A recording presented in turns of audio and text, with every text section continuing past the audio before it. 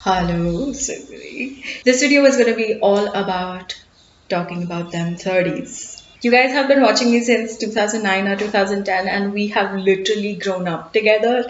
And I'm assuming if you guys were the same age as me in the beginning, you guys have also started to get to the 30s. So I thought, why not talk about every single thing related to turning 30? How exactly our skin changes, our brain, our health, and just society in general. And I thought about creating a series out of it. Today's gonna be the first episode of the series. I'm sorry if you can hear birds in the background. I live on the top floor. Birds kind of like me.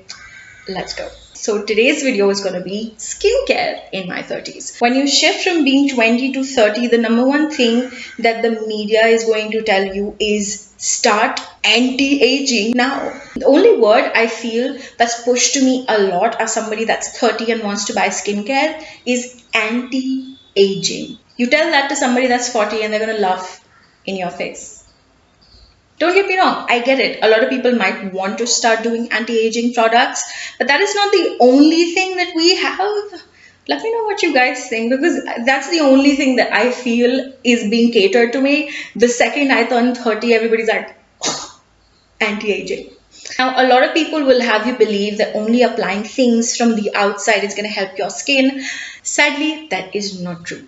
90% of your skincare and what exactly shows outside comes from the inside. The number one thing that you have to focus on is how you feel internally, which basically means having your lifestyle, your diet, and your hydration in control at all times. I know that sounds really, really boring, but sadly, that's true. As cliched as it is, hydration is actually quite important, not just because of your skin, because you're 30, but because of your internal organs. So I personally notice if I don't drink enough water in one day, the next day I just feel like that's what I feel like. I will get a headache, and I know that it's from dehydration because it's right here. And sometimes I will feel that my nasal tract and everywhere else is getting too dry. So make sure that you do hydrate. I've noticed that since the time that I turned 30, what I put into my body actually shows up as compared to before. Before, I could just not drink any water for a week and I was okay. But now I need to drink at least 2.5 or 3 liters every single day. If you do hate the taste of plain water, try to put something that you like in the water, but still make sure that you drink about 3 liters every single day. It could be electrolytes, it could be some flavoring drops, anything that you like, you could drink it. I know coffee is not electrolyte.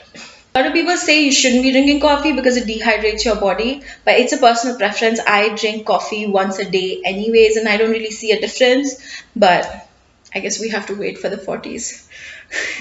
Keeping it simple. I don't know who started this, but apparently it feels like the older you get, the more products you need in your skincare routine. But I am of the firm opinion that you need to keep everything as simple as you possibly can.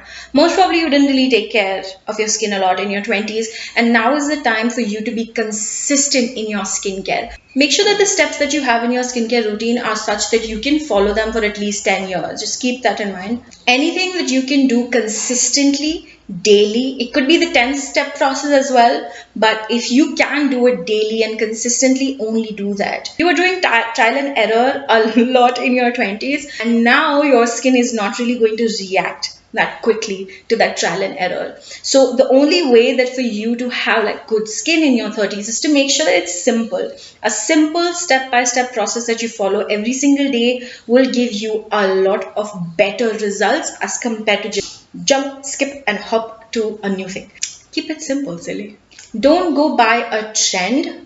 Go by how that trend feels on you. A lot of people in their 30s will start a new skincare routine thinking that, if it's working for everybody else, it might as well work for me. That sadly does not really happen. Most of the time, you fail miserably. But the other times it works out for you. But that other time is very, very less of a percentage. So I would suggest if you're somebody that really likes to try trends out like me, try them out. But don't think that just because something works for other people, it's going to work for you. you need to try it out for about 1 month and then see how it feels on your skin, okay? Not other people's skin, not somebody that's 15, not somebody that's 25. Now you're 30 plus, so your skin kind of changes a bit depending on how your lifestyle has been. If you're still focusing on your hydration, making sure that your diet in place and everything else, but still your skin is getting damaged every single day, probably it has something to do with how you remove your makeup. If you're somebody that has makeup on most of the days, please make sure to remove it gently. Try to use the double cleansing method. You could use balms that remove your makeup properly and gently, and then you could remove it with any sort of like face wash or anything that's mild and gentle for you. Another thing with skincare is something that everybody seems to know but still not follow. I know you're not following it. I know you want to and you're not, but I don't really blame you.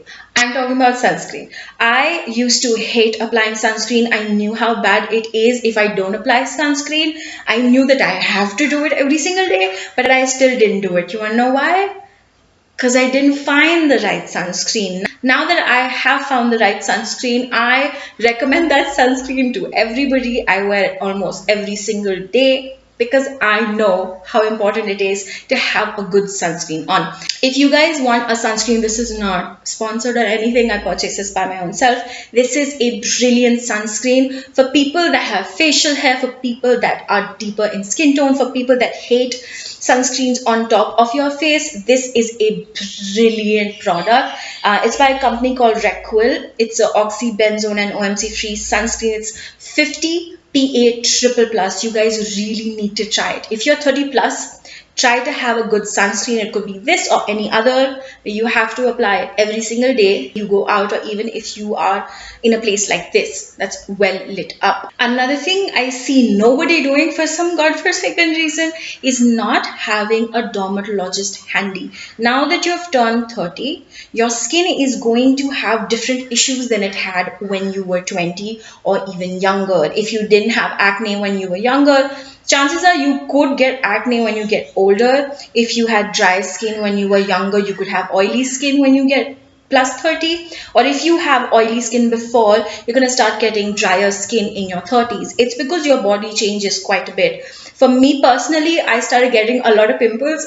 I never really had pimples before. Don't just Google your problem. Don't just watch my videos or other people's videos. Talk to an actual dermatologist. That's going to make a lot of difference. And a lot of people don't really trust dermatologists. If you're somebody that doesn't really like allopathy, you can go into homeopathy. You can try natural remedies. You can also try Ayurveda, but go to a professional, because now that you're turning 30, you know you earn your living.